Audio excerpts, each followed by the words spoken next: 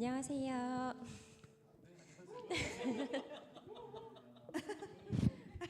찬양하겠습니다. 첫 번째 찬양은 손을 높이 들고입니다.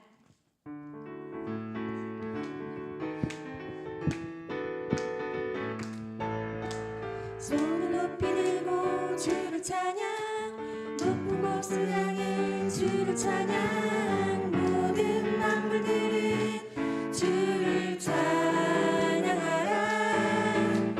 왕의 왕 되신 예수, 다스리시는 예수, 생명이 있음을 찬양해. 할렐루야 주를 찬양.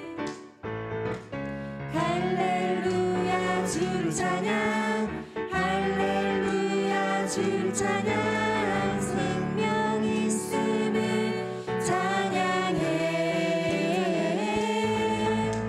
할렐루야 주를 찬양, 할렐루야 주를 찬양, 생명이 있음을 찬양해. 손을 높이 들고 주를 찬양. 손을 높이 들고 주를 찬양, 높은 곳을 향해 주를 찬양, 모든 만물들은 주를 찬양하라. 왕의 왕 되신 예수, 다스리시는 예수, 생명이 있음을 찬양해. 할렐루야 주를 찬양. 할렐루야 주를 찬양, 할렐루야 주를 찬양, 생명이 있음을 찬양해. 할렐루야 주를 찬양, 할렐루야 주를 찬양, 생명이 있음을 찬양해. 다음 찬양입니다. 내 안에 부어주소서.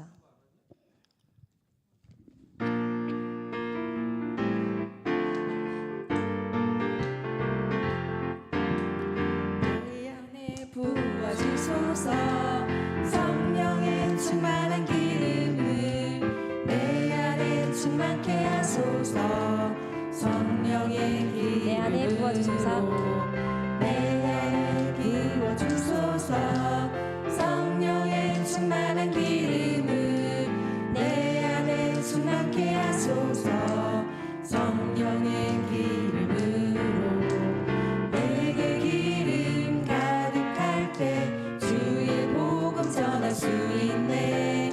내게 기름 가득할 때 주의 사랑 베푸네. 그날에 우리 주님께서 밤중에 찾아오실 때에 기름 준비된 자만이 잔치 자리 들어가네. 그날에 우리 주님께서 밤중에 찾아오실 때에 기름 준비된 자만이 잔치 자리 들어가네. 내 안에 부어주소서.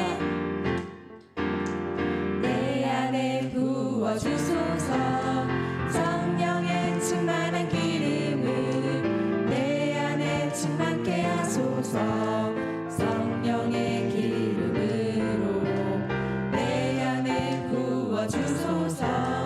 성령의 충만한 기름을 내 안에 충만케 하소서. 성령의 기름으로 내게 기름 가득할 때 주의 복음 전할 수 있네. 내게 기름 가득할 때 주의 사랑 그날에 우리 주님께서 그날에 우리 주님께서 밤중에 찾아오실 때에 기름 준비된 자만이 잔치 자리 들어가네. 그날에 우리 주님께서 밤중에 찾아오실 때에 기름 준비된 자만이 잔치 자리 들어가네.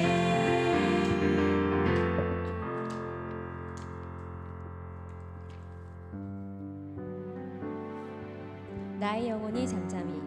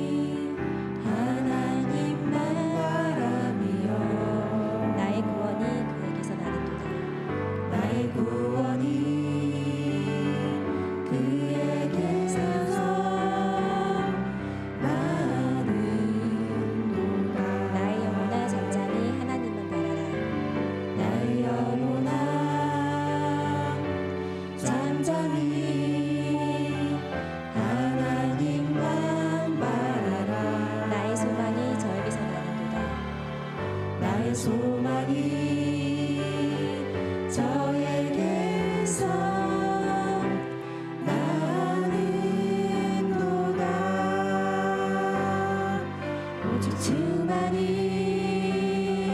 나의 반석 나의 구원이시니 오직 주만이 나의 산성 오직 주만이 나의 산성 내가 요동치 아니하리 나의 영혼이 잠잠히 하나님만 바랍니다. 나의 영혼이 잠잠히 여호와를 갈망하며 여호와를 갈망하며 나의 입술이 여호와를 찬양하니 나의 입술이 여호와를 찬양하리 나의 영혼아 즐거이 여호와를 따르리니 나의 영혼아 즐거이 여호와를 따르리니 나의 평생에 여호와를 송축하리 나의 평생에 여호와를 송축하리 오직 주만이 나의 반석 오직 주만이 나의 반석 나의 구원이시니 오직 주만이 나의 산성 오직 주만이 나의 산성 내가 요동치 아니하리 나의 구원 나의 영광 나의 구원 나의 영광 하나님께 있으니 내 힘의 반석과 피난처 되시네 오직 주만이 나의 반석 오직 주만이 나의 반석 나의 구원이시니 오직 주만이 나의 산성 오직 주만이 나의 산성 내가 요동치 아니하리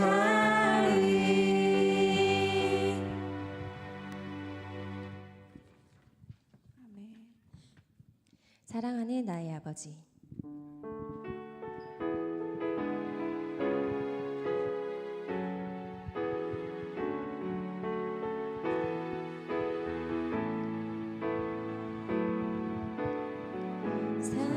사랑하는 나의 아버지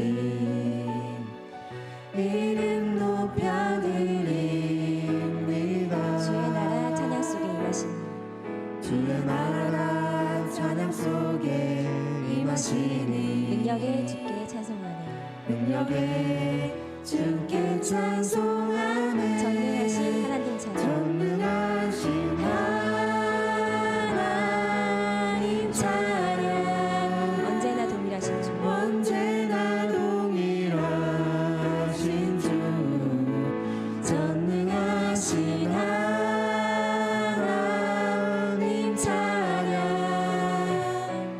영원히 다스리네 사랑하는 나의 아버지 사랑하는 나의 아버지 이름 높여드립니다 이름 높여드립니다 주의 나라 찬양 속에 임하시니 주의 나라 찬양 속에 임하시니 능력의 주께 찬송하네 능력에 주께 찬송하네 전능하신 하나님 찬양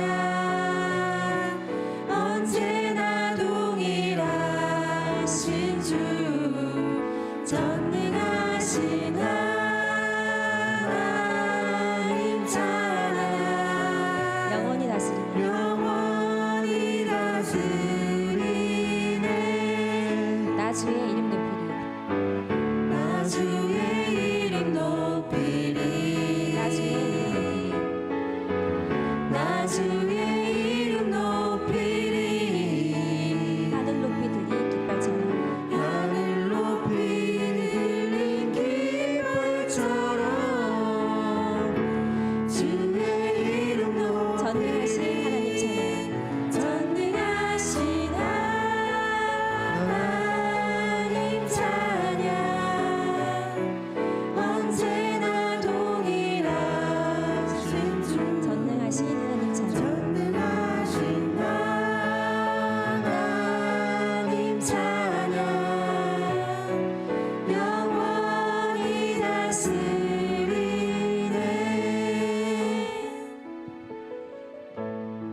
기도하시겠습니다.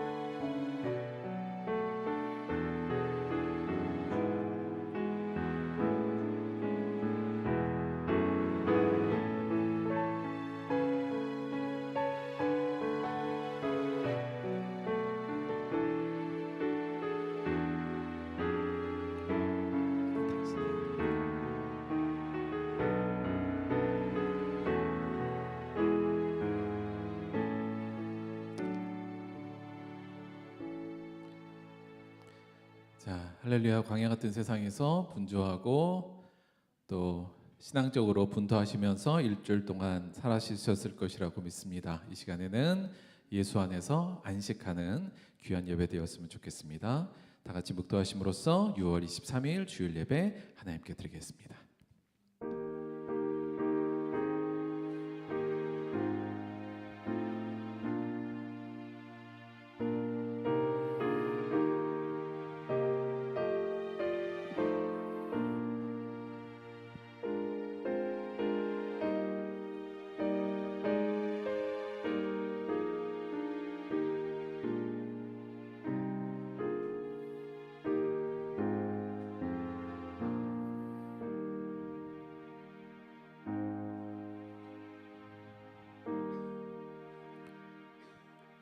또 내가 새 하늘과 새 땅을 보니 처음 하늘과 처음 땅이 없어졌고 바다도 다시 있지 않더라. 또 내가 보매 거룩한 성 새 예루살렘이 하나님께로부터 하늘에서 내려오니 그 준비된 것이 신부가 남편을 위하여 단장한 것 같더라. 내가 들으니 보좌에서 큰 음성이 나서 이르되 보라, 하나님의 장막이 사람들과 함께 있음에 하나님이 그들과 함께 계시리니 그들은 하나님의 백성이 되고 하나님은 친히 그들과 함께 계셔서 모든 눈물을 그 눈에서 닦아 주시니 다시는 사망이 없고 애통한 것이나 곡하는 것이나 아픈 것이 다시 있지 아니하리니 처음 것들이 다 지나갔음이로라. 보좌에 앉으신 이가 이르시되 보라, 내가 만물을 새롭게 하노라. 아멘. 사도신경으로 신앙 고백 드리겠습니다. 전능하사 천지를 만드신 하나님 아버지를 내가 믿사오며 그 외아들 우리 주 예수 그리스도를 믿사오니 이는 성령으로 잉태하사 동정녀 마리아에게 나시고 본디오 빌라도에게 고난을 받으사 십자가에 못 박혀 죽으시고 장사한 지 사흘 만에 죽은 자 가운데서 다시 살아나시며 하늘에 오르사 전능하신 하나님 우편에 앉아 계시다가 저리로서 산자와 죽은 자를 심판하러 오시리라. 성령을 믿사오며 거룩한 공예와 성도가 서로 교통하는 것과 죄를 사하여 주시는 것과 몸이 다시 사는 것과 영원히 사는 것을 믿사옵나이다. 아멘. 오늘은 유광석 장로님께서 우리를 대표해서 기도해 주시겠습니다.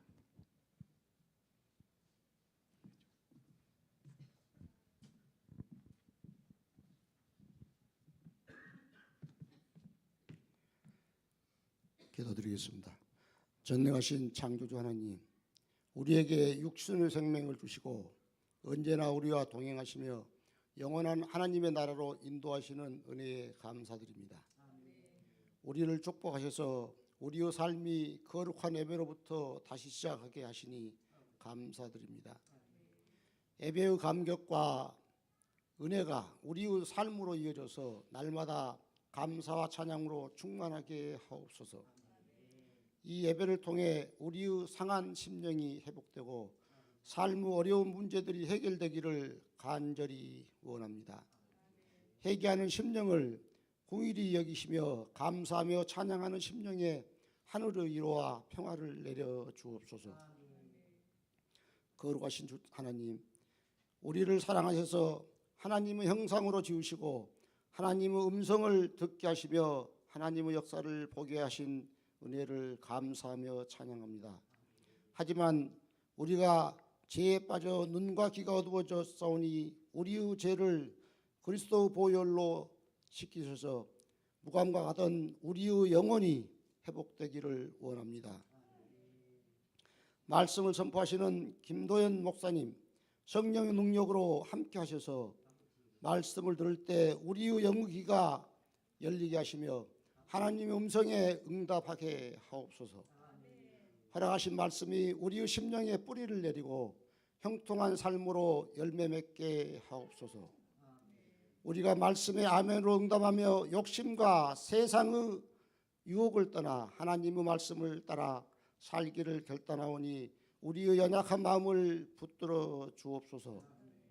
길과 진리와 생명이신 주님, 우리를 시험에서 건지시기에 몸소 시험당하시고 우리를 죽음에서 건지시기에 십자가에 달리신 사랑과 은혜에 응답하며 살기 원합니다. 우리 들봇교회를 축복하셔서 세상을 구원하시는 통로로 사용하심을 믿습니다. 모든 성도가 성령으로 충만하여 죄로 죽어가는 심령의 구원의 길을 보여주고 진리의 말씀과 대면하여 영원한 생명을 얻게 하는 사명을 능히 감당하도록 들벗교회를 붙들어 주옵소서. 이 예배를 기억하며 흩어져 있는 지체들과도 함께 하셔서 예배의 은혜를 함께 나누게 하옵소서. 지금까지 영원까지 우리와 함께 계시는 예수 그리스도 이름으로 기도드립니다. 아멘.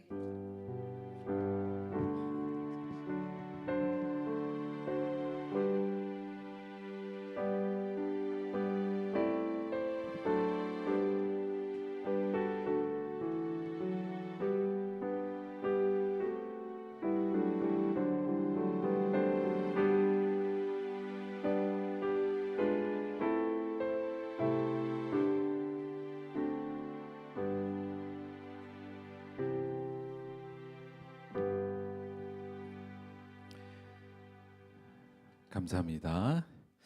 자, 이번 시간은 오늘 특별 찬송 시간인데요. 오늘 팀의 이름은 조화해, 조합인과 정경해의 조합이라서 해서 조화해로 했어요.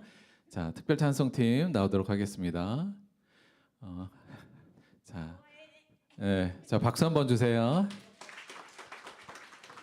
자, 일단 마이크를 좀 드시고, 각자 마이크 드시고, 일단 오늘 저희가 특별 찬송을 고르긴 했는데 요게 너무 찬양이 좋아서 이 찬양을 하고 싶은데 이게 남자 곡이라 여자분 두 분이 키가 잘 안 맞아서 고생을 좀 많이 했어요. 그래서 다른 곡으로 바꾸자 그랬는데 그럼에도 불구하고 이 곡에 대한 그 가사 은혜가 좋아서 이 곡을 하기로 했거든요. 감안하시고 꼭 들어주시기 바랍니다. 오늘 이 두 조합은 사실 두 사람이 1:1 양육을 지금 15주 동안 했어요. 그래서 이제 마치고 그 감사의 마음으로 두 분이 찬양을 좀 준비했습니다. 특별 찬양 조화해 조합인 정경혜의 찬송 듣도록 하겠습니다.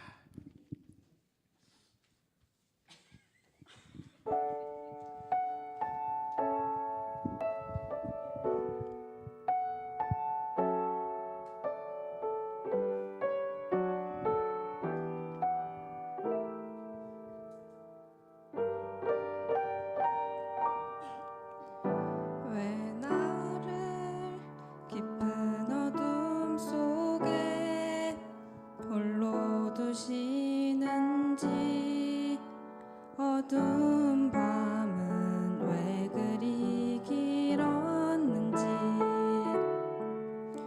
나를 고독하게 나를 낮아지게 세상 어디도 기댈 곳이 없게 하셨네.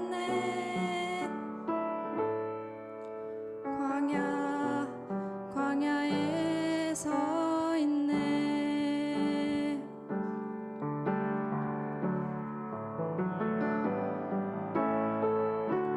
주님만 내 도움이 되시고 주님만 내 빛이 되시는 주님만 내 친구 되시는 광야 주님 손 놓고는 단 하루도 설 수 없는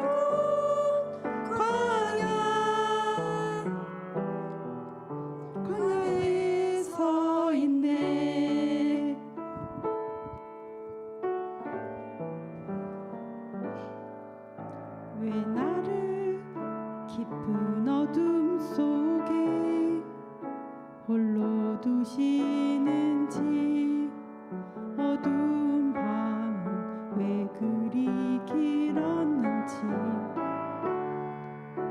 나를 고독하게 나를 낮아지게 세상 어디도 기댈 곳이 없게 하셨네.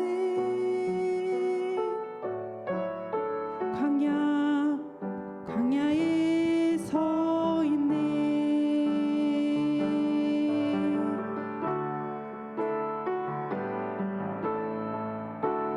주님만 내 도움이 되시고 주님만 내 빛이 되시는 주님만 내 친구 되시는 광야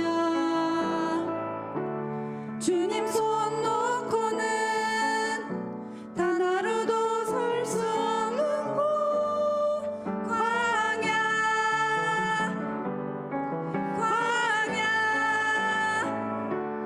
주께서 나를 사용하시려 나를 더 정결케 하시려 나를 택하여 보내신 그곳 광야 성령이 내 영을 다시 태어나게 하는 곳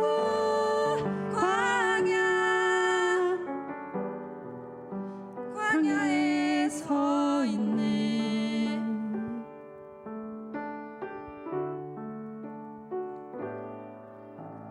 내 자가 산산이 깨지고 높아지려 했던 내 꿈들도 주님 앞에 내려놓고 오직 주님 뜻만 이루어지기를 나를 통해 주님만 드러나시기를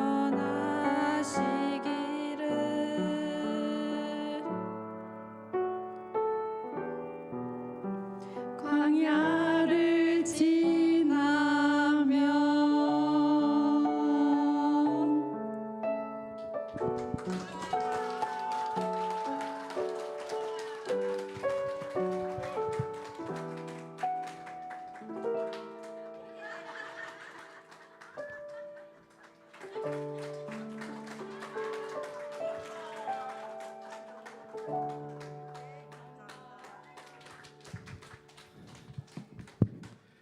아유 졸였네요. 수고 많으셨습니다. 아이고, 은혜로운 찬양 감사하고 수고하셨습니다. 15주 동안 저희 이거 하는데 거의 뭐 한번 모일 때마다도 한 3-4시간씩 이렇게 계속 양육을 했어요. 그래서 우리 정경희 사모님이나 아빈이나 고생했다는 말 다시 한번 드립니다. 찬양도 너무 감사하고 잘 들었어요. 고맙습니다. 자, 오늘 본문 말씀 보도록 하겠습니다. 오늘 본문 말씀은 구약성경 창세기 22장 1절에서 12절까지의 말씀입니다.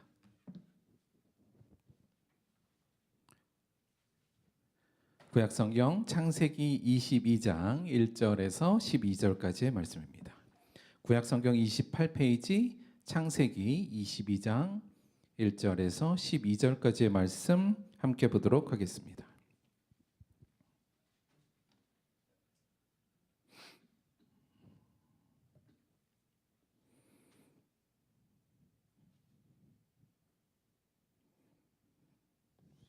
잠시만요.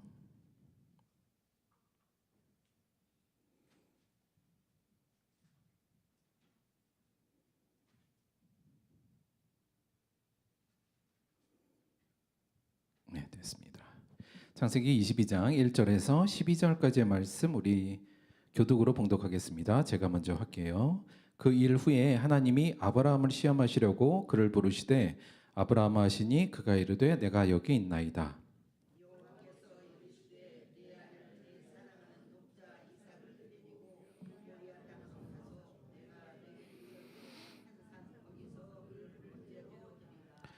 아브라함이 아침에 일찍 일어나 나귀의 안장을 지우고 두 종과 그의 아들 이삭을 데리고 번제에 쓸 나무를 쪼개어 가지고 떠나 하나님이 자기에게 일러준 곳으로 가더니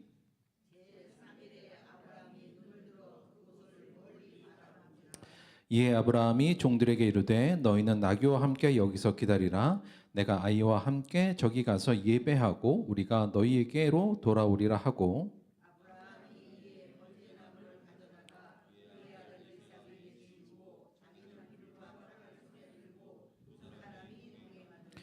이삭이 그 아버지 아브라함에게 말하여 이르되 내 아버지여 하니 그가 이르되 내 아들아 내가 여기 있노라. 이삭이 이르되 불과 나무는 있거니와 번제할 어린 양은 어디 있나이까.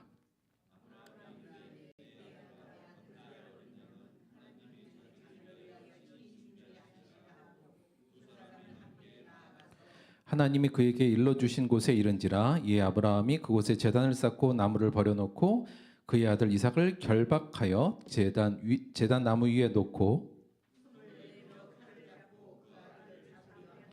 여호와의 사자가 하늘에서부터 그를 불러 이르되 아브라함아 아브라함아 하시는지라. 아브라함이 이르되 내가 여기 있나이다 하매 사자가 이르되 그 아이에게 내 손을 대지 말라. 그에게 아무 일도 하지 말라. 내가 내 아들 내 독자까지도 내게 아끼지 아니하였으니 내가 이제야 내가 하나님을 경외하는 줄을 아노라. 아멘. 오늘은 창세기 22장 1절에서 12절 말씀을 중심으로 해서 기계 같은 아브라함 이렇게 제목을 좀 붙여봤습니다. 말씀 함께 나누겠습니다. 최근에 우리나라 영화 중에 1,000만 관객을 넘은 영화예요. 파묘라는 영화입니다. 근데 사실 이 파묘라는 영화가 장르적으로는 이걸 오컬트 영화 이런 식으로 얘기를 해요. 그 뭐냐면 오컬트라는 게 좀 신비로운 현상 또는 초자연적인 현상을 다루는 어떤 그런 내용, 그런 것을 보통 오컬트 영화 이렇게 부르고요. 오컬트 장르라는 게 약간 기괴하고 아무래도 뭐 이렇게 영적인 것을 다루다 보니까 크게 흥행을 안 하는데 이 영화는 의외로 1,000만을 넘었다고 해서 좀 화제가 됐던 영화입니다. 내용은 사실은 뭐 그냥 뭐 풍수지리, 무속 이런 내용인데 개인적으로 저는 이런 오컬트 영화 또는 무속에 관련된 영화나 이런 것들에 대해서 때로는 이런 생각도 좀 같습니다. 이게 좀 영적인 거에 대한 관심을 불러일으키잖아요, 사람들에게. 그래서 한편으로는 뭐냐 좀 좋은 면도 있겠다 이런 생각이 드는데 다른 한편으로 특히 개인적으로는 제가 문화에 대해서는 조금 개방적인 입장이긴 한데 그냥 알고 걸을 건 거르고 받아들이면 된다 이런 입장이긴 한데 이런 영화 같은 경우는 조금 제가 걱정하는 면이 좀 더 생기는 편입니다. 왜냐하면 여기에 나오는 다양한 요소들이 실제로 문화라는 장르를 통해서 우리 안에 좀 자연스럽게 스며들 수 있거든요. 다시 말하면 좀 이걸 알고 방어하려고 노력하지 않으면 쉽게 여기에 있는 사상들이 우리 안으로 좀 가볍게 혹은 잘 스며들 수 있다는 점에서 조금 우려하는 부분이 있습니다. 이 영화에서는 사실은 주인공이 거의 이제 무당인데 이 무당이나 우리나라의 그 무속 신앙 하면 거기에 굉장히 중요한 요소들이 있어요. 어떤 요소들이냐면 이 영화에서도 자주 나오는 거 어찌 보면 연출의 핵심이라고도 볼 수 있는데 이런 겁니다. 주문, 주술, 부적 이런 요소들이에요. 그러니까 우리나라의 무속 신앙 특히 무당들은 특정한 어떤 행위를 하기 위해서 혹은 특정한 어떤 목적을 위해서 주문을 외우는 경우도 굉장히 많아요. 주문. 그러니까 비는 문글이죠. 그냥 우리 흔히 아는 것 같이 뭐 수리수리 마수리 뭐 이런 것들 이것도 일종의 주문의 형식이죠. 특정한 말을 반복적으로 하면서 어떤 것을 비는 행위 이걸 주문이라 그러고요. 주술은 같은 의미긴 한데 비는 건데 술이라는 것 자체는 어떤 재주나 어떤 행위를 뜻해요. 그러니까 무당 같은 경우는 뭐 이렇게 신을 부르거나 할 때 방울을 흔들면서 춤을 춘다든가 칼춤을 춘다든가 작두에 올라탄다든가 뭐 이런 것들이 이제 주술적 행위죠. 부적은 우리가 잘 알다시피 어떤 특정 기호나 글을 적은 종이를 말하고 그것을 특정 장소에 붙이면 그곳에 뭐 악귀를 막거나 혹은 뭐 좋은 기운을 불어넣거나 뭐 이런 식으로 쓰는 것들이죠. 그러니까 근본적으로 우리나라의 샤머니즘, 무당을 중심으로 하는 이 무속 신앙 안에는 주문, 주술, 부적은 거의 핵심적인 요소입니다. 한마디로 이런 것은 어떻게 우리가 얘기할 수 있냐면 초월적인 존재, 흔히 신들이죠. 신을 불러내거나 또는 그 불러낸 신을 통해서 특정 행동 또는 복을 받게 하거나 또는 저주를 내리기를 유발하거나 혹은 그것을 막기 위한 방법과 수단으로 무당들이 하는 행위들입니다. 주문을 통해서 주술을 통해서 신들을 불러내기도 하고요. 그 신들을 통해서 불러낸 신들을 통해서 뭘 요구하고 뭘 하게 만들기도 하고 또는 떠나게 만들기도 하고 뭐 이런 식이죠. 부적도 마찬가지 안 좋은 기운들을 내가 막아내고 혹은 좋은 기운을 불러내는 의미의 어떤 수단이고 요소거든요. 그래서 어찌 보면 무속 신앙에서 샤머니즘에서는 이 주문 주술 부적은 거의 핵심적인 요소라고 볼 수 있습니다. 그런데 이걸 통해서 이런 것이 핵심적인 요소란 걸 통해서 우리가 생각해 봐야 될 건 이런 겁니다. 결국 무속 신앙은 신이라는 초월적 존재의 힘을 통해서 인간의 다양한 문제를 해결하고자 하는 욕망에서 비롯된 일종의 문화요 사회적 현상이라고도 볼 수 있는 거예요. 그리고 그렇기 때문에 무속 신앙은 신이 중심이 아니라 인간이 중심인 일종의 종교입니다. 내가 필요해서 신을 부르고 그 신을 통해서 무언가를 이루어내려고 하는 거잖아요. 결국은 신이 중심이 아니라 무속 신앙은 인간이 중심인 종교고요. 따라서 외형적으로는 신을 섬기는 것 같지만 무당들도 이제 신을 섬긴다고 얘기하잖아요. 하지만 실제로는 신을 내가 주문이나 주술이나 부적 등으로 통제할 수 있다고 보고 있고 그를 통해서 신을 이용하려 하는 것이 특징입니다. 이게 이제 무속 신앙의 특징이라고 할 수 있죠. 근데 이런 주문, 주술, 부적 이런 것들은 실제로 이런 샤머니즘 안에서도 활성화되어 있지만 자연스럽게 우리의 삶 속에서도 조금 녹아 있는 부분들도 있어요. 우리의 삶 속에서도 왜 우리가 주문을 외우고 또는 주술적인 행동을 하는 것들이 꽤 있습니다. 그러니까 뭐 특별히 그런 건 아니지만 왜 뭐 나는 할 수 있다를 뭐 계속 붙여놓고 외우고 100번 동안 하라든가 뭐 이런 건 자기 개발에서도 일종의 약간 주문적 성격이 있고요. 또 왜 운동선수들 왜 징크스 있잖아요. 어떤 좋은 중요한 시합에서는 뭐 신발을 갈아 신지 않는다던가 뭔가 이런 행위들 뭔가를 막아내는 행위들 나쁜 것을 이런 행위들도 실제로 우리의 삶 속에 이미 안착되어 있는 경우들도 굉장히 많거든요. 그래서 때로 우리가 주문하고 주술하고 약간 부적 우리도 어떤 액세서리를 약간 부적적인 의미로 몸에 다니고 다니는 경우도 있고 그러니까 이런 것들이 무속 신앙에서 비롯되어서 우리 문화 안에 좀 자연스럽게 스며 있는 요소들이라고도 볼 수 있을 것 같습니다. 이 무속 신앙이 조금 더 이런 대중화되고 가깝게 받아들이게 되면 제가 볼 때 뭐가 문제냐면 다른 것들도 문제지만 근본적으로 무속 신앙은 신을 내가 통제하거나 이용할 수 있다는 기본적인 개념이 깔려 있어요. 따라서 신은 힘이 있고 뭔가 능력이 있는 존재지만 사람이 주문이나 주술을 통해서 내가 어떤 통제할 수 있다 또는 내가 활용할 수 있다고 생각하기 때문에 사실 무속 신앙에서 신은 근본적으로 그렇게 무서운 존재가 아닙니다. 무당을 통해서 충분히 제어할 수 있고 막아낼 수 있는 존재로 나오고 있어요. 따라서 이 신이라는 이미지가 무속 신앙 안에서는 그렇게 대단한 존재로 느껴지진 않습니다. 대부분의 이 무속 신앙 안에서 그런 특징들이 많이 보이는 거죠. 제가 볼 때는 이 무속 신앙적 신에 대한 이해가 신을 굉장히 인간처럼 느끼게 하는 혹은 인간과 비슷한 존재로 느끼게 하는 요인을 우리에게 준다 이렇게 생각이 합니다. 그런 의미에서 이런 영화가 좀 막 이렇게 퍼지는 건 약간 신에 대한 이미지에 오해가 있을 수도 있지 않겠나 개인적으로 그런 생각을 좀 가져요. 현대 문화에서의 신의 이미지도 한번 생각해 보죠. 오늘날 우리의 문화에서 신이라는 어떤 존재예요. 사실 여러 가지 문화에서 신이 이용되고 있고 또는 활용되고 또 소재로 사용되고 있는데 수많은 영화 또는 뭐 이런 뭐 우리나라에서도 뭐 신과 함께 뭐 그다음에 천둥의 신 토르 뭐 이러죠. 반지의 제왕이나 해리포터 같은 경우도 전 이 요소가 좀 있다고 보는데 또 아이들이 좋아하는 무슨 데스노트 이런 데서도 그렇고 우리가 흔히 요즘도 많이 하고 있는 그리스 신화 있잖아요. 뭐 제우스 같은 신들 그런 이야기 문화 안에 전반적으로 퍼져 있는 신들은 근본적으로 잘 살펴보면 어떤 이미지냐면 굉장히 인간적이고 친숙하며 인간과 협상이 가능한 존재로 그려지고 있습니다. 그러니까 신이 그렇게 막 대단하기보다는 능력과 힘은 있지만 때로는 인간들과 대화도 하고 협상도 하고 거기에서 인간이 이 신을 이기기도 하고 뭐 이런 이야기들이 굉장히 이 환타지나 이런 식의 영화에서는 그냥 보편적으로 나타나요. 그래서 사실 근본적으로 신 할 때 요즘 문화에서는 그렇게 어려운 존재는 아닙니다. 그냥 친숙하고 때로는 인간적인 존재로 우리에게 다가오죠. 특히나 최근에 보면은 우리 그 조어들 말 중에서도 갓을 접두어로 붙이거나 뒤에 신을 붙이는 경우가 굉장히 흔해졌죠. 그러니까 뭔가 이 갓과 신은 탁월함이나 뛰어남을 표현할 때 쓰는 접두사나 접미사로 요즘 그냥 흔하게 쓰고 있습니다. 흔히 우리 뭐 갓생을 산다, 갓벽이다, 또는 정말 뭐 잘하는 사람에게 갓자 붙여서 갓특민 이렇게 하고요. 정말 연기 잘하는 사람한테는 연기의 신 누굽니다 이러고, 또 노래의 신 아무개입니다 이렇게 표현하잖아요. 그러니까 신, 갓 이게 무슨 저 초월적 존재라기보다는 굉장히 뛰어난 어떠한 인간을 또 대변하는 어떤 접두사나 접미사로도 요즘 많이 활용되고 있죠. 그래서 어찌 보면 좀 문화적으로도 굉장히 신은 친숙하게 우리에게 다가온 그런 문화적인 배경도 오늘날 있지 않나 그런 생각을 좀 갖습니다. 약간 역사적으로 한번 살펴볼게요.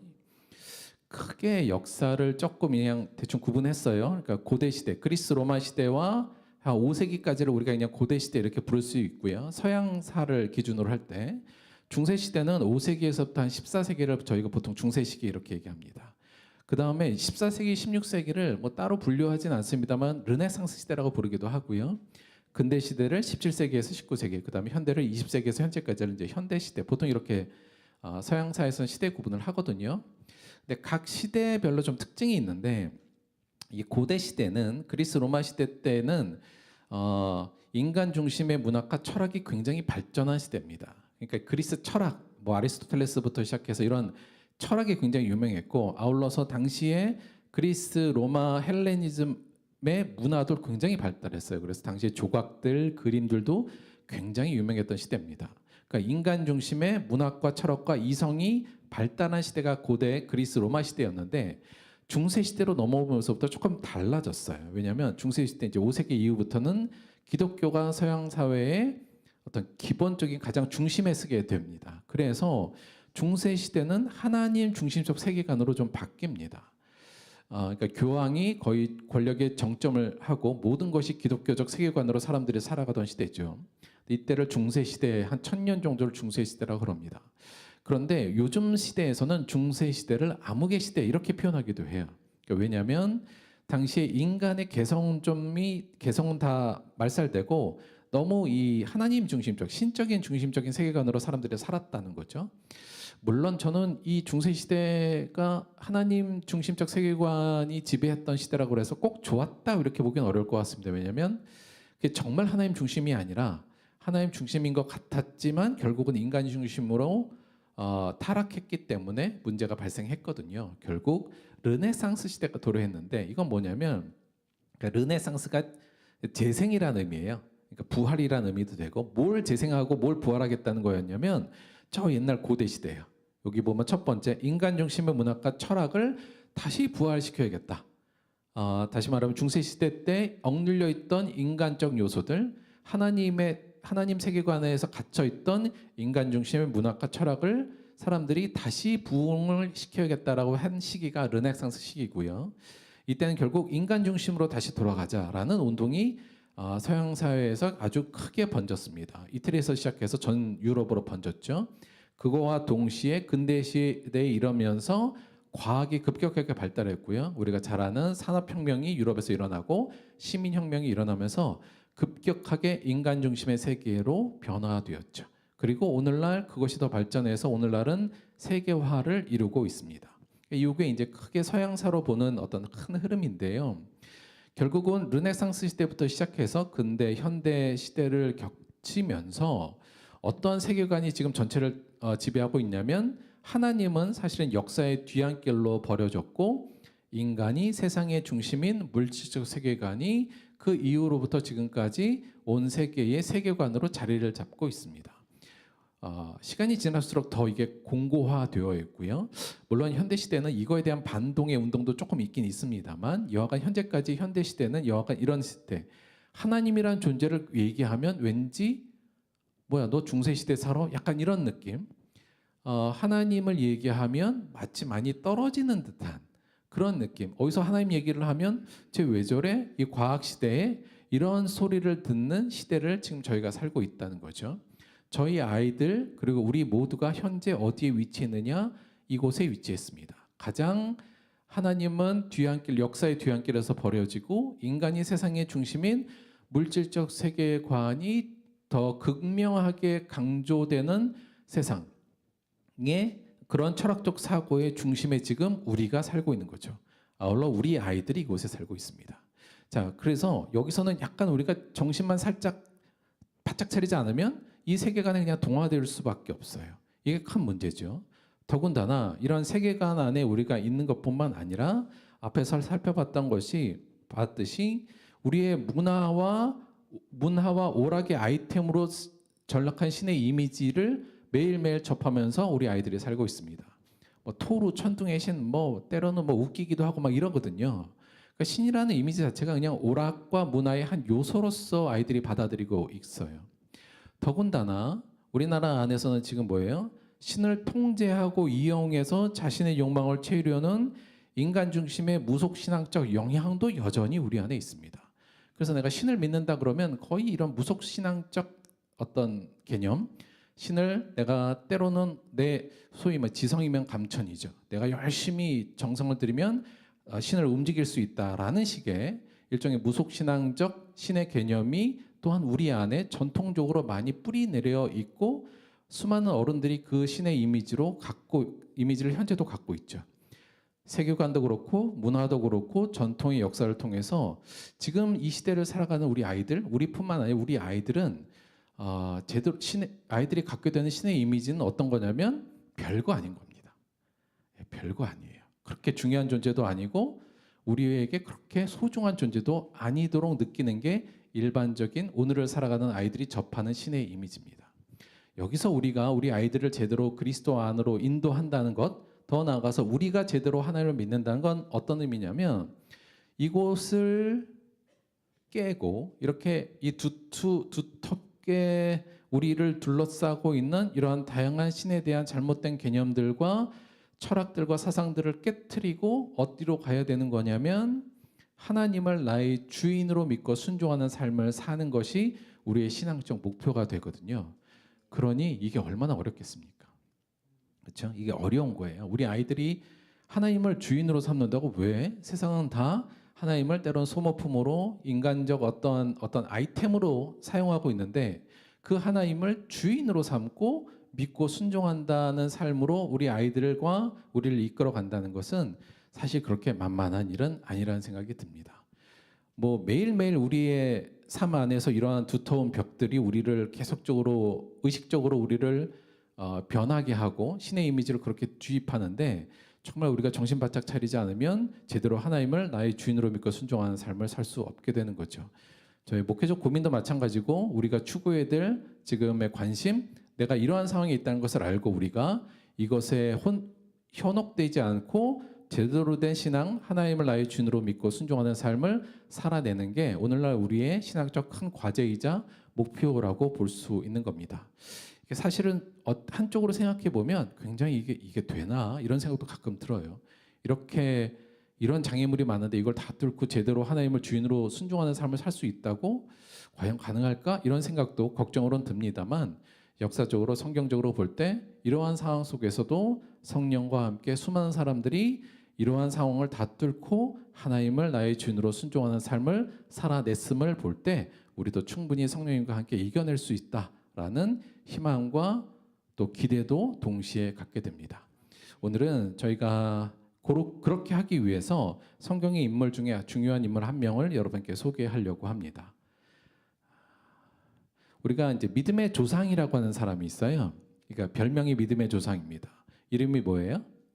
아브라함입니다. 이 아브라함이라는 사람은 굉장히 좀 독특한 인물이긴 해요. 왜냐하면 사실은 아브라함의 그 삶을 이야기하는 창세기나 요 내용을 보면 아브라함이 그렇게 완벽한 사람은 아닙니다. 때로는 자기 아내를 거짓으로 꾸며서 자기가 살려고 노력하기도 했고 또 하나님의 약속을 사실은 완전히 믿지 못해 갖고 하갈을 통해서 이스마엘을 낳기도 하고 뭐 이런 약간의 그 좀 안 좋은 점도 솔직히 좀 부족한 점도 있었어요. 그럼에도 불구하고 하나님께서는 아브라함이라는 사람을 통해서 그러니까 노아를 통한 노아의 방주 그리고 홍수로 세상을 다 심판하시고 새롭게 이 세상을 구원하시기 위해서 한 민족을 세우시려고 했는데 그 민족의 시조, 맨 첫 사람을 누구를 선택했느냐? 이 아브라함을 선택한 겁니다. 그러니까 아브라함이 뭔가 독특하고 하나님 보시기에 좋았던 점이 분명히 있었던 거죠. 그를 통해서 하나님의 민족을 만들고 그 민족을 통해서 세상에 복을 주겠다는 게 하나님의 계획이었으니까요. 대체 아브라함이 뭘 보시고 그러셨는가? 혹은 아브라함이 우리가 믿음의 조상이라고 얘기는 그를 쫓아가야 된다는 얘기잖아요. 우리가 어떤 점을 쫓아가야 되는 건가에 대해서 저희들이 호기심을 유발하는 인물입니다. 아브라함의 여러 가지 측면이 있습니다만 오늘은 이 측면을 조금 보려고 하는데요. 아브라함의 어떤 측면이 위대한 측면이냐, 우리가 따라가야 될 믿음의 모습이냐라고 볼 땐 첫 번째 이 모습이라고 볼 수 있을 것 같아요. 처음에 하나님이 아브라함을 부르는 장면입니다. 여호와께서 아브라함에게 이르시되 너는 너의 고향과 친척과 아버지의 집을 떠나 내게 보여줄 땅으로 가라. 내가 너로 큰 민족을 이루고 내게 복을 주어 내 이름을 창대케 하리니 너는 복이 될지라. 그렇게 쭉 말씀하시니까 이에 아브라함이 여호와의 말씀을 따라갔고 이렇게 됩니다. 자, 이때 아브라함의 나이가 몇 세예요? 75세. 75세 어느 날 하나님께서 아브라함에게 나타나셔서 너의 고향과 친척과 아버지의 집을 떠나 내가 내게 보여줄 땅으로 가라 이렇게 얘기합니다. 여기서 고향과 친척과 아버지의 집을 떠나라는 얘기는 당시의 사회에서는, 그러니까 당시 사회는 이 친척과 이런 사람들이 모여 살았어요. 왜요? 자신들을 지키기 위해서. 그러니까 워낙 법이 없던 시대 아닙니까? 그러니까 약한 사람이나 개인은 어디 집을 떠나면 사실은 도륙당하고 이런 일이 흔했어요. 그래서 늘 자신의 가족들이 친척끼리 모여 살면서 자기를 지켰거든요. 이거는 그냥 단순히 너하고 착한 사람, 너하고 친한 사람들하고 멀리 떠나라는 얘기가 아니라 75세 된 아브라함에게 너의 모든 방어 수단을 내놓고 떠나가라는 얘기입니다. 그러니까 단순하게 그냥 가족들과 떨어지라가 아니라 정말 죽을 수밖에 없는 혹은 죽을 위험이 높은 명령을 지금 시행하고 있는 거예요. 그런데 그 명령을 받은 아브라함의 오늘 말씀은 어떻게 되냐면 이에 아브라함이 여호와의 말씀을 따라갔고 여호와의 말씀대로 걸어갔다 이렇게 해요. 그러니까 그냥 바로 출발한 거예요. 그런 의미로 지금 표현하고 있습니다. 사실 우리가 명령이라고 하는 거예요. 명령이라는 게 우리나라 말로는 목숨 명예 시키는 거예요. 그래서 명령이란 건 내가 목숨이 없어지더라도 해내는 게 사실은 명령이거든요. 조언이나 충고는 내가 해도 되고 안 해도 되는 거지만 명령은 그런 어떤 선택이 없는 게 명령입니다. 근데 명령에도 몇 가지 어떤 그 종류가 있을 것 같아요. 첫째는 어떤 거냐면 누군가 주인이 나에게 명령을 했는데 그 명령이 나에게 유리한 명령이 될 수도 있고 불리한 명령이 될 수도 있습니다. 그렇죠? 그러니까 주인이 나에게 야, 너 뭐 해? 했는데 그게 내가 나한테 되게 좋은 명령일 수도 있고 안 좋은 명령일 수도 있잖아요. 그럼에도 불구하고 그러나 불리한 명령일지라도 해야 되는 게 명령인 거죠. 자, 지금 아브라함의 이 명령은 그에겐 유리한 명령이었을까요? 불리한 명령이었을까요? 불리한 명령입니다. 물론 뒤에 복을 준다니까 조금 유리하게 생각할 수도 있습니다만 현실적으로는 당장 내 모든 것을 다 내어놓고 도둑이 득실득실거리는 그것도 특별히 어디로라고 얘기도 안 한 보여줄 땅으로 미지의 땅으로 가라는 것은 그에겐 굉장히 불리한 명령이었어요. 불리한 명령임에도 불구하고 지금 따라가는 거죠. 우리는 하나님의 명령을 받을 때 보통은 내가 유리한 명령은 순종합니다고 합니다. 그런데 불리한 명령은 쓱 지나버리는 게 일상이죠. 여기 그리고 나서 우리가 늘 하는 건 뭐냐면 저는 하나님께 순종하고 있어요 이렇게 얘기합니다. 나한테 유리한 명령만 순종하고 있다고 얘기하죠. 그거는 실제로 명령을 순종하는 게 아닙니다. 명령이란 나에게 불리한 명령이든 유리한 명령이든 어떤 거든지 시행하는 건데 보통 우리는 유리한 명령을 순종하면서 나는 하나님께 순종하고 있다라고 스스로를 속이는 경우가 많죠. 그러나 지금 아브라함의 경우는 이게 불리한 명령임에도 불구하고 지금 나아갔다는 점이 위대한 점이 좋은 점이라고 할 수 있죠. 또 하나 명령에는 이런 측면이 있어요. 두 번째는 이해되는 명령과 이해가 불가능한 명령이 있습니다. 그러니까 내가 이게 나한테 유리할 수도 있고 불리할 수도 있고 이건 뭐 금방 아는데 또 명령을 했는데 그게 충분히 내가 이해가 돼요. 이 명령을 왜 했구나. 어떤 의미가 있겠구나라고 되는 것도 있고요. 이해가 안 되는 명령도 있습니다. 오늘 이후 두 번째에서 아브라함에게 주신 이 명령도 사실은 이해가 잘 안 되는 명령일 가능성이 높습니다. 이게 뭐냐면 지금 내가 75세인데 여태 자녀도 없었는데 갑자기 복을 주어 내 이름을 창대케 하고 큰 민족을 이룬다 그러고 알 수 없는 땅으로 가라. 이거 왜 이렇게 하는지 하나님께서 자세하게 설명하진 않았어요. 그러니까 이게 뭐야 대체? 이렇게 이해가 잘 안 되는 명령입니다. 그럼에도 불구하고 아브라함은 자기에게는 불리한 명령이고 이해가 잘 되지 않은 명령임에도 불구하고 우리는 보통 어떻게 되냐면 이해가 잘 안 된 명령이면 이거 왜 이래야 돼요? 이거 왜? 납득이 안 되잖아요. 이해가 안 돼요. 이러고 사실은 거부하는데 지금 이해가 안 됨에도 불구하고 아브라함은 지금 따라가고 있는 거죠.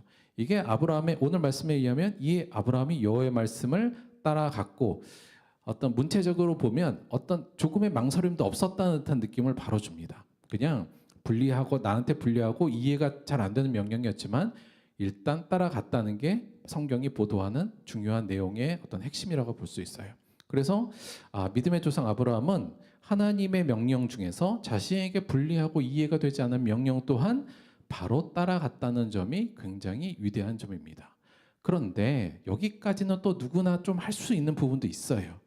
그런데 아브라함의 위대한 점은 그 다음 점인데 명령의 세 번째는 이런 명령도 있습니다. 이 명령은 이해가 안 되는 게 아니라 제가 생각할 때 완전히 부당해요. 부당하고 비일관적이고 말도 되지 않는 납득 불가의 명령을 받을 때도 있습니다. 사실 일반적으로 우리 신앙생활에서 우리가 하나님께 무슨 명령을 받을 때 이런 명령들은 사실은 많지는 않아요. 그렇죠? 그럼에도 불구하고 이런 명령이 올 수도 있지요. 아브라함은 이 명령까지 받은 겁니다. 그런데 이 명령조차 순종했던 것이 아브라함입니다. 하나님께서 그를 믿음의 조상으로 부른 이유이기도 하다고 볼 수 있어요. 그 내용이 부당하고 비일관적이고 말도 되지 않는 납득 불가의 명령에 대한 아브라함의 자세가 어떤 거였느냐에 대한 것이 오늘 본문의 내용입니다. 자, 오늘 본문은 사실은 많이 유명한 내용이긴 한데 사실 이 내용 모르시는 분들도 있어요. 그래서 저희가 잠깐 간단하게 본문을 통해서 좀 설명을 좀 해볼게요. 한마디로 말하면 아브라함이 자신의 아들 이삭을 죽이고 태워서 번제를 드리려고 하는 내용이죠. 자, 오늘 내용을 한번 좀 봅시다. 이게 이제 성경이 쭉 전하고 있는 내용인데 성경이 어떠한 식으로 이 내용을 우리에게 전달하고 있는지를 관심 있게 봐야 돼요. 첫째, 일단 읽어보죠. 그 일 후에 하나님이 아브라함을 시험하시려고 그 일 후에잖아요. 그 앞에 어떤 일이 있었냐면 요와 관련돼서는 이스마엘이 있지 않았습니까? 아브라함의 그 첫째 아들 이스마엘이 있었어요. 그런데 그 이스마엘과 이삭 간의 그 갈등 문제가 있어서 요 전에 이스마엘을 내보냅니다. 그러니까 아브라함의 아들이 둘이 있었죠. 이스마엘과 이삭 둘이 있었는데 이스마엘은 결국은 내보내고 이제 이삭만 하나 남았을 때예요. 그리고 지금 아브라함의 나이가 100세 때입니다. 100세 훨씬 좀 지났죠. 100세 이삭을 낳았으니까. 자, 그런데 현재 지금 남아있는 아들은 이삭밖에 없어요. 그런데 그 일 후에 하나님이 아브라함을 시험하시려고 그를 부르시되 아브라함아 하시니 그가 이르되 내가 여기 있나이다. 여호와께서 이르시되 내 아들 내 사랑하는 독자 이삭을 데리고 그냥 네 아들도 아니에요. 네가 사랑하는 독자 이삭을 데리고 모리아 땅으로 가서 내가 내게 일러준 한 산 거기서 그를 번제로 드리라. 이렇게 명령이 나옵니다. 부당한 거예요. 그렇죠? 이게 말이 됩니까? 그러니까 사랑하는 이란 형용사까지 붙였잖아요. 네 독자이고 사랑하는 아들, 정말 뭐 소위 말하면 눈에 넣어도 안 아플 만한 아들이고 100세에 얻은 아들이며 또 중요한 건 하나님의 약속을 통해서 받은 아들이잖아요. 근데 그 아들을 이젠 죽이라니 아브라함이 볼 때 이건 굉장히 비일관적이에요. 하나님에게도 비일관적이고 부당하기도 하고 납득도 안 되고 말도 안 되는 명령을 지금 받은 겁니다. 자, 그런데 우리가 보통 생각하면 아브라함이 굉장히 이 명령을 들었을 때 고민했을 것 같다는 생각이 들잖아요. 우리의 감정을 이입하면. 근데 성경은 이 부분을 보도하면서 그러한 내용을 전혀 보도하지 않습니다. 자, 보죠. 그를 번제로 드리라 이런 명령이 들어요. 아브라함이 아침에 일찍 일어나요. 그렇죠? 아마 이거 밤에 받은 것 같아요. 그렇죠? 그러니까 아침인데도 일찍 일어나 버립니다. 아브라함이 아침에 일찍 일어나 나귀의 안장을 지우고 두 종과 그의 아들 이삭을 데리고 번제에 쓸 나무를 쪼개어 가지고 떠나 하나님이 자기에게 일러준 곳으로 갑니다. 제3일에 아브라함이 눈을 들어 거의 다 왔어요. 자, 그런데 아브라함이 종들에게 이르되 너희는 나귀와 함께 여기서 기다리라. 내가 아이와 함께 저희 가서 예배하고 우리가 너희에게 돌아오리라 라고 거짓말을 합니다. 왜요? 제대로 얘기하면 어떻게 할 것 같아요? 종들이 당연히 말리겠죠. 그러니까 종들한테는 그냥 나 가서 예배하고 올게. 우리 이삭하고 예배할게 올게 하고 거짓말을 하고 이삭을 데리고 갑니다. 그리고 가는 중에 아브라함이 이에 번제나무를 가져다가 그의 아들 이삭에게 지우고 자기는 불과 칼을 손에 들고 두 사람이 동행하더니 이삭이 이상하죠. 이삭이 그 아버지 아브라함에게 이르되 내 아버지 하니 그가 이르되 내 아들아 내가 여기 있노라. 이삭이 이르되 불과 나무는 있거니와 번제할 어린 양은 어디 있나이까. 이삭이 볼 때 이상한 거죠. 양이 없어요. 재물이 없으니까 물어봤더니 아브라함이 이르되 내 아들아 번제할 어린 양은 하나님이 자기를 위하여 친히 준비하시리라 하고 두 사람이 함께 나아갑니다. 자, 그리고 일러준 땅에 도착을 해요. 하나님이 그에게 일러준 곳에 이른지라 이에 아브라함이 그곳에 제단을 쌓고 나무를 버려놓고 그의 아들 이삭을 결박하여 제단 나무에 놓고 손을 내밀어 칼을 잡고 그 아들을 잡으려 하니. 여기까지가 아브라함이 이 명령을 듣고 난 이후에 했던 행동에 대한 성경의 묘사입니다. 이 내용 중에는 단 한 구절도 아브라함이 이 명령을 듣고 주저했다는 내용을 찾아볼 수가 없어요. 그러니까 우리가 감정적으로 이입하면 얼마나 주저했을까 이런 마음이 당연히 드는데 성경은 단 한 구절도 아브라함이 이에 대해서 주저하거나 고민했다는 이야기를 단서를 전혀 내놓고 있지 않습니다. 그냥 일사천리예요. 바로 그 다음날 이삭을 데리고 그곳으로 가서 바로 제단을 쌓고 지금 잡으려고 하는 그 와중이죠. 여호와의 사자가 하늘로부터 그를 불러 이르되 아브라함아 아브라함아 하시는지라 아브라함이 이르되 내가 여기 있나이다 하매 그 아이에게 내 손을 대지 말라 그에게 아무 일도 하지 말라 내가 내 아들 내 독자까지도 내가 아끼지 아니하였으니 내가 이제야 내가 하나님을 경외하는 줄을 아노라. 이렇게 하면서 결국은 이 행위를 말리게 되죠. 결국은 이 시험에 아브라함은 통과합니다. 뭐 어떤 내용이었어요? 그가 정말 하나님을 경외하고 있는가에 대한 시험을 통과해요. 그래서 우리는 이 내용에 성경이 우리에게 이런 서사를 읽을 때, 성경에 나오는 어떤 이야기나 서사를 읽을 때는 그 내용도 중요하지만 그 내용을 어떻게 묘사하고 있는가를 보는 게 굉장히 중요합니다. 그래서 성경은 여기서 굉장히 간추하게 아브라함의 행동을 묘사하고 있어요. 저는 이거를 기계적으로 아브라함이 움직였다 이런 생각이 든 거예요. 즉 아브라함은 하나님의 황당하고 납득되지 않는 명령에 마치 기계처럼 순종하는 모습을 보입니다. 그냥 감정이 없는 사람 같아요. 마치 그냥 기계처럼 그 명령을 들은 로봇처럼 그 명령에 따라 차근차근 순차적으로 그냥 진행하는 기계와 같은 순종을 보여줍니다. 이게 바로 아브라함이 가졌던 믿음, 아브라함이 하나님에 대한 자세였다고 오늘 성경은 이야기하고 있는 거죠. 바로 이것이 아브라함이 믿음의 조상이라고 불릴 수 있는 가장 핵심적인 내용이라고 볼 수 있습니다. 아브라함은 하나님의 명령은 기계처럼 순종해야겠다고 마음먹은 사람입니다. 거기에 자신의 견해, 납득 불가능, 이해 불가능, 유불리와 상관없이 하나님의 명령은 무조건 기계적으로 나는 해내야 된다는 생각을 가진 사람이죠. 왜요? 그에게 하나님은 주인이었기 때문입니다. 절대적인 주권자였기 때문이죠. 정리를 하자면 믿음의 조상 아브라함, 첫째, 하나님의 어떠한 명령에도 기계적으로 순종한 사람입니다. 기계처럼 순종했어요. 어떠한 단서도 붙이지 않고 어떠한 주저함도 보이지 않습니다. 실제로 그랬는지 안 했는지는 우리가 모르죠. 그러나 성경은 아브라함이 이렇게 기계적으로 하나님께 철저하게 순종한 면을 우리에게 보여주고 있어요.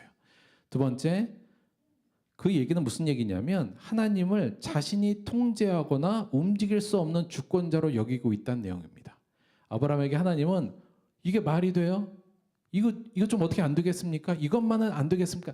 이렇게 말할 수 있는 상대로 말해서 협상하고 뭘 하나님의 내 말을 통해서 통제하고 하나님의 생각을 바꾸고 이런 생각이 없던 사람이에요. 그는 하나님을 참 주권자로 여겼기 때문에 그렇습니다.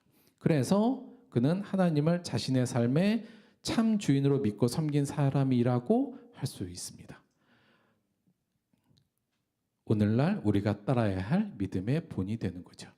안타깝게도 이스라엘 민족이 결국 이 아브라함의 신앙을 사실은 쫓았어야 되는데, 이 아브라함의 하나님에 대한 자세, 순종의 자세, 하나님을 바라본 자세를 가져야 되는데, 우리가 알다시피 이스라엘 민족은 조금만 어려움이 있으면 옆 나라, 외국 나라, 이방 나라에 가서 우리 좀 살려달라 얘기하기도 하고, 하나님을 의지하기보다는, 하나님의 명령보다는 그 하는 부당한 명령이나 이해 안 되는 명령에 대해서는 다 거부하는 그런 모습을 보여서 결국 망하는 모습을 보입니다. 믿음의 조상 아브라함의 이 모습만 그들이 따랐다면 아마 그들은 멸망하지 않았을 겁니다. 오늘날 우리가 쫓아야 될 믿음의 본도 저는 아브라함이라고 생각합니다. 어떤 면이요? 하나님을 절대 주권자로 바라보고 그의 명령은 내가 이해가 되든 납득이 안 되든 부당하다고 생각하든 기계적으로 순종하겠다는 그 자세를 갖는 것, 그것이 참 종으로서의 자세, 우리가 가져야 될 믿음의 자세라고 할 수 있습니다. 여기서 질문 하나 드릴게요, 여러분. 여러분, 기독교에는 주문이나 주술이 있습니까? 기독교에 주문이 있나요? 주술이 있어요? 부적이 있습니까? 네, 기독교에는 이게 없습니다. 왜 없을까요? 기독교에서는 주문이나 주술을 통해서 하나님을 통제하거나 조종하거나 이용할 수 있는 비누로 믿지 않습니다. 그러니까 내가 어떻게 좀 하면, 이런 주문을 외우거나 이런 행위를 하면 하나님이 이렇게 하도록 내가 만들 수 있다는 생각이 없는 종교가 기독교입니다. 왜요? 하나님은 주권자이니까. 그래서 그분은 우리의 주님이요, 우리는 그분의 뜻에 순종하는 종임을 믿기 때문에 기독교에는 주문이나 주술은 없는 겁니다. 자, 그런데 제 생각에는 오늘날 주문화된 기도, 주술화된 신앙 행위가 성행하고 있는 건 사실인 것 같습니다. 오늘날 우리의 신앙에도 주문화된 기도 혹은 주술화된 신앙 행위는 실제로 좀 있는 것 같아요. 형식적으로는 하나님을 섬긴다고 하지만 실제로는 하나님을 통제하고 이용하려는 무속적 신앙 형태가 있는 것도 저는 사실이라고 봅니다. 우리가 기도할 때 그래서 물론 그 내용은 물론 이럴 수는 있습니다. 우리가 하나님께서 이런 것들을 좋아하시니까 이렇게 기도해라, 이런 건 좋은데, 우리가 흔히 얘기하는 무슨 보좌를 움직이는 기도 뭐 이런 거요. 무슨 의미인지 좋은 뜻으로 해석하면 뭐 할 수 있습니다만, 우리는 하나님의 뜻을 순종하는 거지 보좌를 흔드는 기도를 할 필요는 없는 겁니다. 그러니까 이런 식의 어떤 태도, 하나님의 응답을 100% 받는 기도의 비법 뭐 이런 거예요. 이런 건 사실은 없는 거죠. 내가 하나님을 100% 움직일 수 있는 비법이 있다 그러면 하나님은 그 법 안에 갇히신 분이 됩니다. 주권자가 아니라 하나님이 우리에게 종속되는 거죠. 따라서 이제 아무리 좋은 내용도 그런 식으로 이름 붙이는 건 우리 안에서는 합당하지 않습니다. 하나님한테 어떤 식의 법 이렇게 붙여버리면 하나님을 그 안에 가둬놔 버리거든요. 하나님은 주권자이고 어떤 것도 하실 수 있는 분이며 어떠한 것도 하나님 뜻 안에선 자유로울 수 있는 분입니다. 근데 우리가 그 자유를 제한해 버리려고 하는 건 무례한 행동이기도 하고 하나님을 주인으로 섬기지 않는 거죠. 때로는 우리의 예배가 때로 주술적으로 될 수도 있습니다.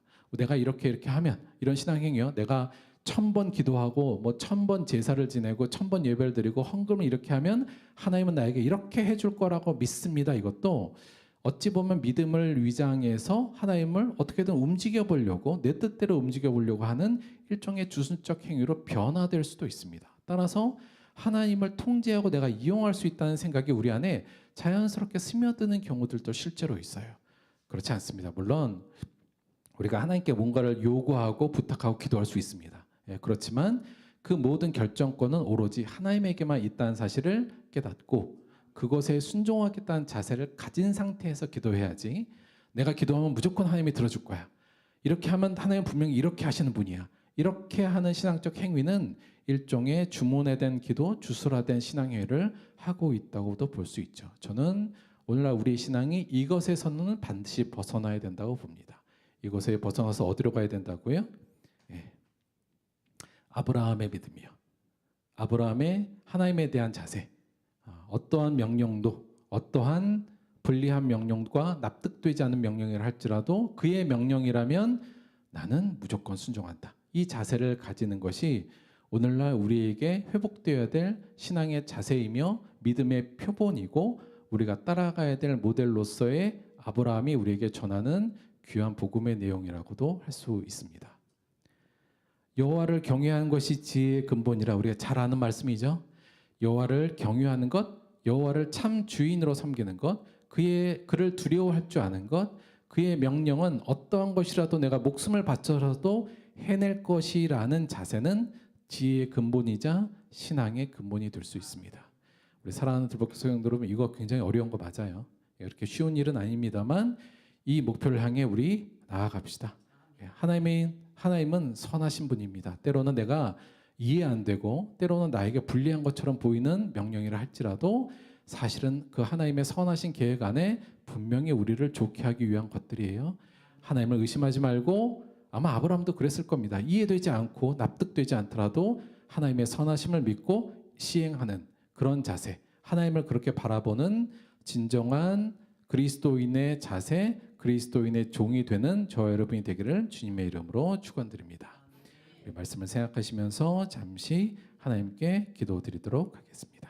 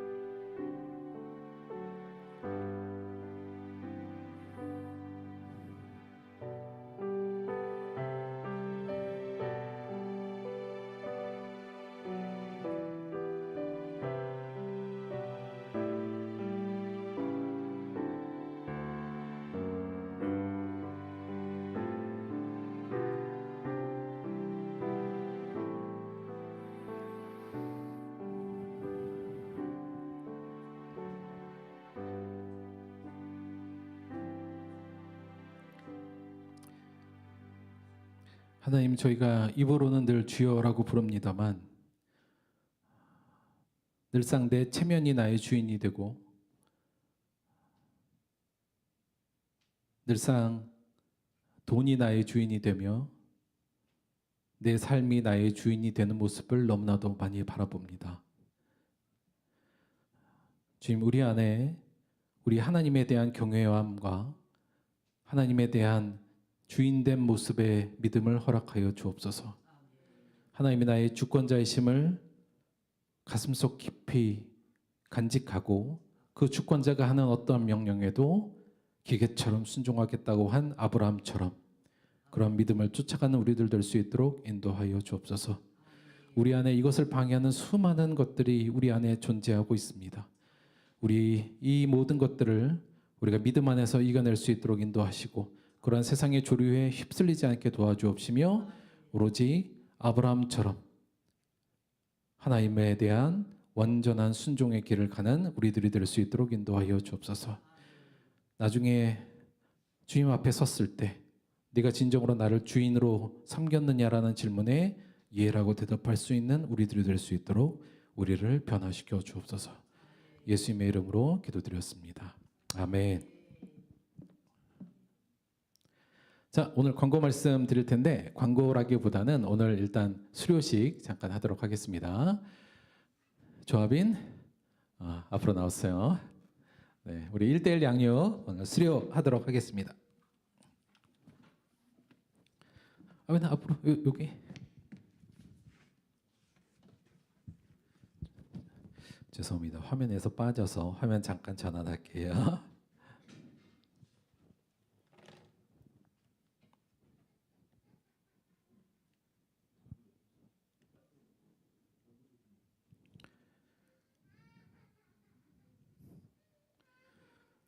누가 이렇게 우냐?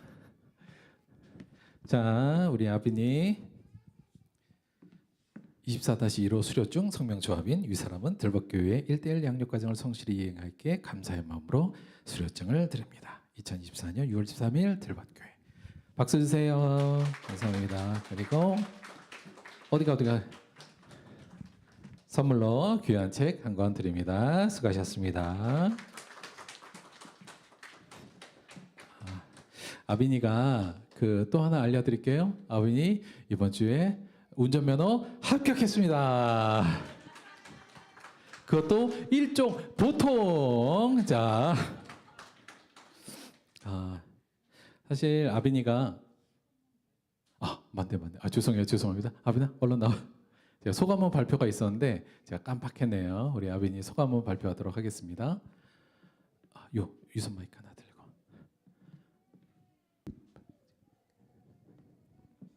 들고. 좀 길대요. 길어도 들어줄게요. 어렸을 적부터 교회를 다니긴 했지만 예수님을 알지 못하고 성경과 가까이 지내지 않는 스스로가 믿음에 확신이 없다는 생각을 하고 있던 중에 성경 1대1을 할 기회가 생겼습니다. 성경 1대1을 시작하고 가장 먼저 예수님은 그리스도시며 살아계신 하나님의 아들이심, 예수님은 참 사람이시며 참 하나님이시라는 것을 배웠습니다. 또 예수님은 가르치고 전파하시고 고치시는 일을 하셨고 부활 이후 지금까지 모든 주권보다 높은 통치자가 되었으며 다시 올 세상을 예비하고 계시고 교회의 머리가 되심을 알게 되었습니다.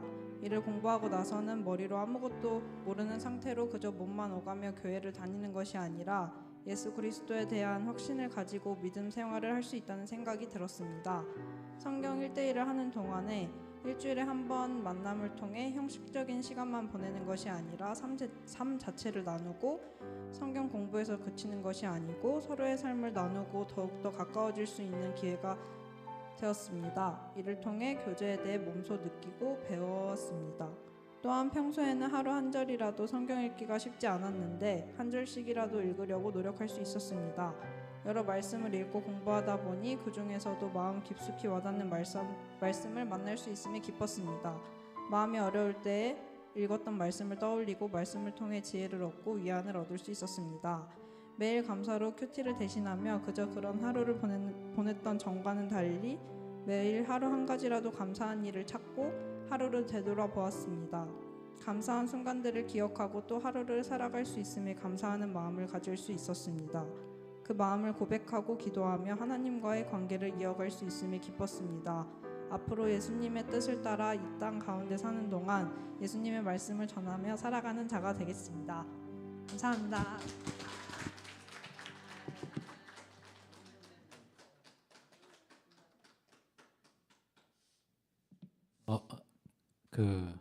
우리 조아빈 간사님이 아시다시피 응급구조사 자격증을 따고 지금 직장을 구하고 있어요. 그래서 그것을 지금 위해서 기도하고 있으니까 여러분도 같이 기도해 주시고요. 개인적으로는 물론 바로 우리가 직장을 안 가져서 약간 걱정하긴 했는데 그 기간 동안에 이렇게 성경을 같이 공부할 수 있는 기간으로 삼은 것은 저는 굉장히 의미 있고 좋은 투자였지 않나 그런 생각을 갖습니다. 이제 우리 아빈이가 좋은 응급구조사로서의 좋은 직장을 가질 수 있도록 그것도 같이 꼭 기도해 주셨으면 좋겠습니다. 자, 한 가지만 광고 말씀드릴게요. 저희 여름 행사가 이제 곧 다가오고 있습니다. 짜자잔. 우리 근데 뭐 다 아시다시피 우리 여름 행사 그냥 같이 친목하는 거잖아요. 크게 준비할 건 없는데 매년 우리가 이제 비가 와가지고 저희가 좀 고민해서 이번에 기간을 좀 바꿀까 했는데 원래 7월 마지막 주 저희가 토요일 주일날 이렇게 했잖아요. 그런데 또 이게 장마 기간이 7월 25일까지라고 또 얘기를 해서 물론 이게 맞냐 안 맞냐는 또 모르겠는데 그 이후로 하는 게 더 좋지 않겠나라는 생각이 좀 들어서 7월 원래 셋째 주 하려고 그랬거든요. 7월 근데 그냥 원래대로 7월 마지막 주에 일단 하는 걸로 제가 약간 지금 바로 좀 바꿨어요. 그래서 일단 7월 넷째 주 토요일하고 주일날 우리 여름 성경학교 한다는 거 알아주시고 그 시간 조금 대비해 주시고 빼주셨으면 좋겠습니다. 6월 들복교회 시그니처인 백합이 이제 활짝 폈습니다. 백합도 좀 보시고 마음의 평안도 얻으시기 바랍니다. 수고하셨어요. 우리 한금을 위해서 기도하고 주기도문 합독함으로 예배 마치도록 하겠습니다. 하나님이 우리의 주인 되어 주셔서 고맙고 감사합니다. 우리가 무엇을 의지하고 무엇을 믿을 수 있으며 무엇을 따라갈 수 있겠습니까?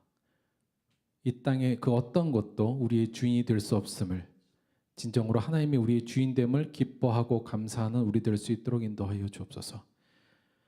우리가 우리의 주인 되지 않게 하시고 이 세상에 어떤 것도 주인 되지 않게 하시며 오직 하나님만이 우리의 주인 되는 그 믿음 안에 살아가는 우리 될 수 있도록 인도하여 주옵소서. 우리에게 주신 은혜 감사하여 하나님께 예물로 드렸습니다. 예물을 드린 손길마다 그 가슴 깊이 하나님의 진정한 우리의 주인임을 믿고 따르는 순종의 마음으로 채워주시고 예물을 쓰이는 모든 곳에 하나님의 한량없는 은혜가 전파될 수 있도록 역사하여 주옵소서. 예수님의 이름으로 기도드렸습니다. 아멘. 다 같이 주기도문 합독하겠습니다. 하늘에 계신 우리 아버지여, 이름이 거룩히 여김을 받으시오며 나라가 임하시오며 뜻이 하늘에서 이루어진 것 같이 땅에서도 이루어지이다. 오늘 우리에게 일용할 양식을 주시옵고 우리가 우리에게 죄 지은 자를 사하여 준 것 같이 우리 죄를 사하여 주시옵고 우리를 시험에 들게 하지 마시옵고 다만 악에서 구하시옵소서. 나라와 권세와 영광이 아버지께 영원히 있사옵나이다. 아멘.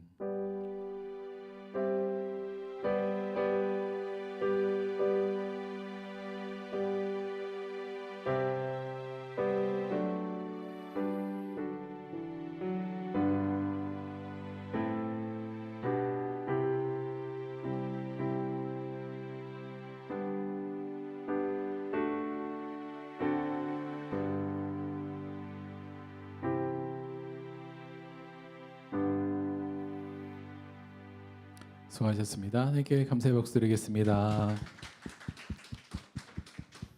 맛있는 점심 식사하러 출동하겠습니다. 좀 오늘 습기가 너무 세서 날도 덥고 좀 밖에 돌아다니기가 좀 어렵긴 한데 오늘 늘 1등해서 광고 하나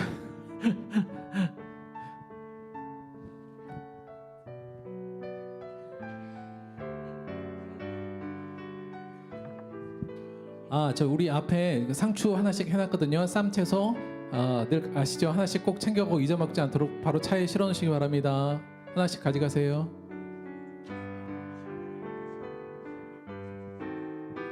어, 26일? 죄송합니다. 지금 왔는데 태훈이가 26, 28 시합이 있대요. 우리 태훈이를 위해서도 권투 시합 기도해 주시기 바랍니다. 감사합니다.